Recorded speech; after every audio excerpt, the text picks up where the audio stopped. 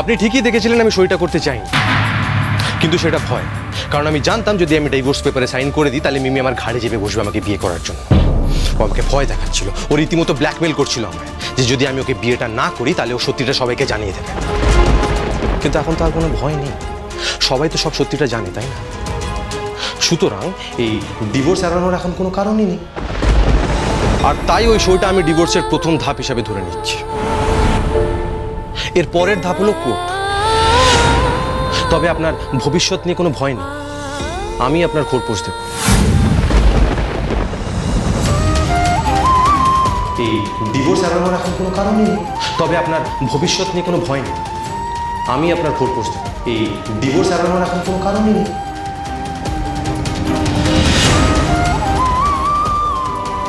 এখন বুঝতে পারছি নীল কেন বৌমার সঙ্গে এই ধরনের ব্যবহার করে।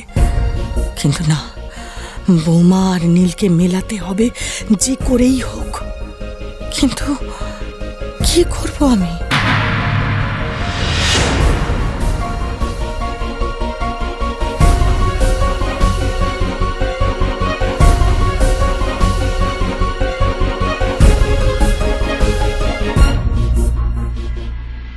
কি ভাবছো বিজয়া? কিভাবে ডিভোর্সটা আটকাবে? আমি তোমাকে বলছি তুমি এই ডিভোর্সটা আটকাতে পারবে না, এই কথা আগেও বলেছি, এখনো বলছি। তুমি আমার উপর রেগে যাচ্ছ, কিন্তু তোমার আগের কথা ভেবে আমি তো চুপ করে থাকতে পারি না। স্বামী হিসেবে তোমাকে সঠিক পথ দেখানোটা তো আমার কর্তব্য। মিমি নকল তারা হতে পারে, কিন্তু তার মানে তো এই নয় যে আসল তারার কোনো অস্তিত্বই নেই বা ছিল না।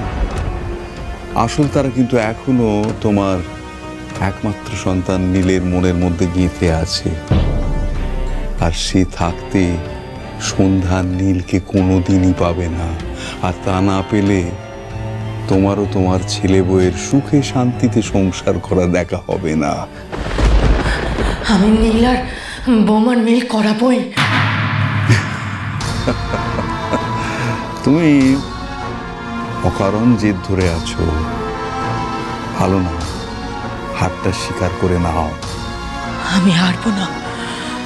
বাজি বাজি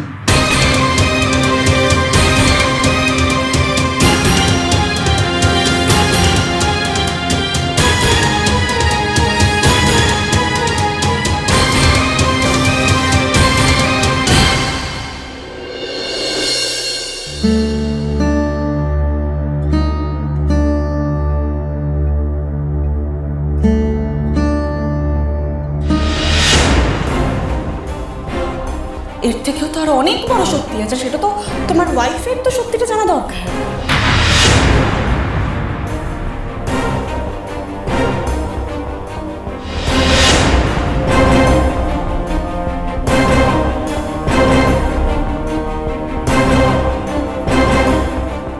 মাঠান, মেজদি ব্যস্ত তো, তাই আমি গঙ্গা জল ছিটিয়ে ঘরটা শুদ্ধ করছিলাম, পূজা হবে বলে। যে কেউ গঙ্গা জল ছেটালেই শুদ্ধ হয় না। মাঠান নিশ্চয়ই আকাশের উপর রেগে আছে, ওকে কিছু বলতে পারছে না, রাগটা হয়তো আমার উপরেই দেখাচ্ছেন। তোমার মা দিদিকে আজকে সন্ধ্যাবেলায় আসতে বলো, পুজোয় যেন ওনারা থাকেন। আমার কথা বলো, আমি বলেছি। হ্যাঁ মাঠান, আমি তো বলেছি ওরা আসবে।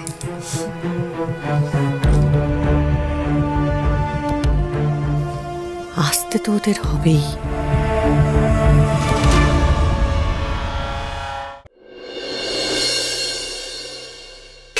এই যে ঠাকুরের বাসন সব ধুয়ে মুছে পরিষ্কার করে এখানে রেখে দিয়েছি, আর কি করতে হবে বলো? থাক জ্বালা দিদি, তোমাকে কিছু করতে হবে না, তুমি এবার এসো। তুমি তো একা সামলাতে পারবে না। না গো, আর যা করা যতটুকু করার আমি একা একাই করবো।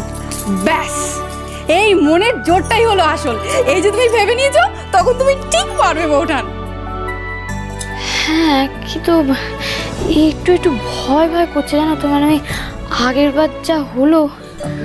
সে তো ওই শাকচুন্নিটা কফি মিশিয়ে দিয়েছিল বলে তাই। আজকে তো সেসব কিচ্ছুই হবে না। তুমি মা লক্ষ্মীর নাম করে ভোগ রান্না করতে শুরু করে দাও। তুমি তো বললে একা করবে না, হলে তো আমি সাহায্য করতে পারতাম।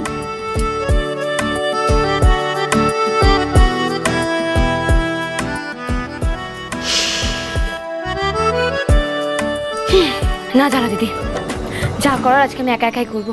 তারা আমাকে সব শিখিয়ে দিয়েছে, আমি আজ একাই ভোগ রান্না করবো। ঠিক আছে, তাহলে আমি এলাম।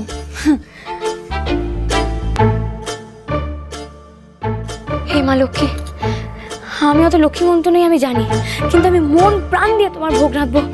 তোমার পছন্দ হবে তো মা?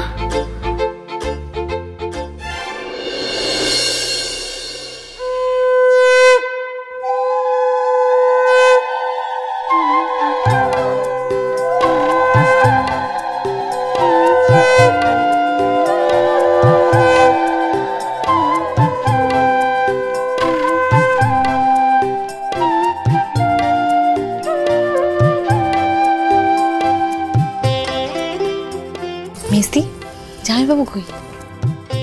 ঘরে আছেন না, তৈরি হচ্ছেন, চলে আসবেন।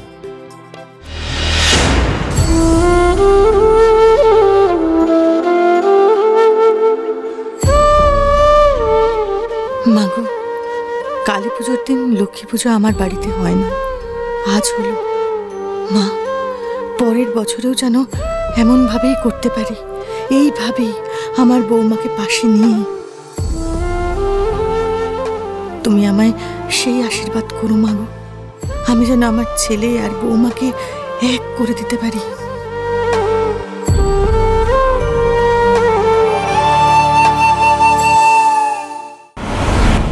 বিজয়া খুব ধুমধাম করে পুজো করছে, খুব ধুমধাম। বিজয়া মা লক্ষ্মীর কাছে প্রার্থনা জানাচ্ছে যাতে করে নীল আর সন্ধ্যাকে মিলিয়ে দেওয়া যায়, যেটা আমি হতে দিতে চাই না। আমি বিজয়ার কাছে কোনোভাবে হেরে যেতে পারবো না, আমাকে জিততে হবে। কিন্তু কিভাবে? একটাই পথ, সন্ধ্যার নীলকে আলাদা করতে হবে, আলাদা করতে হবে। এর জন্য চাই একটা সুযোগ, একটা সুযোগ, একটা সুযোগ চাই। মা, পাঞ্জাবিটা কোথায় রেখেছো? খুঁজে পাচ্ছি না। সুযোগ যে ঘরে এসেছে। মা নেই পুজোর ঘরে নাকি? শোন শোন শোন শোন শোন শোন, বলছি যে বাবা, এত তাড়াহুড়ো করে কি বাবু পুজোয় যাচ্ছ? হ্যাঁ। তো এই পুজোটা তোমার মা কেন দিচ্ছে এটা জানো? জানো না?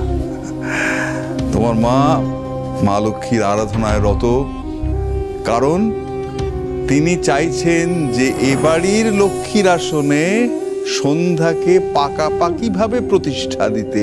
তুমি কি সেটা চাও?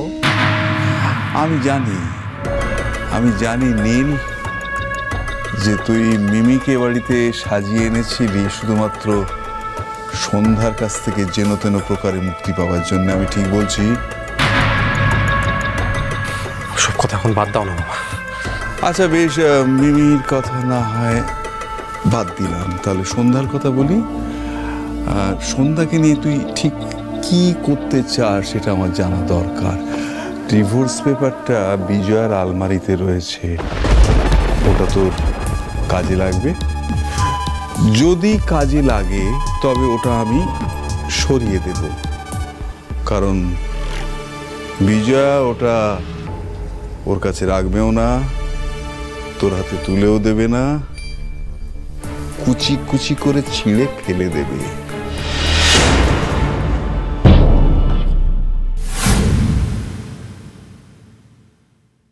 আপনার মনে পড়ছে কিনা জানি না, আপনি বহুদিন আগে এ বাড়িতে আপনার মেয়ের সঙ্গে নীলের সম্বন্ধ করবার জন্য এই ছবিটা হাতে এসেছিলেন। আজ খুঁজে পেলাম, আপনাকে যখন পেয়েছি তখন ফেরত নিয়ে যান।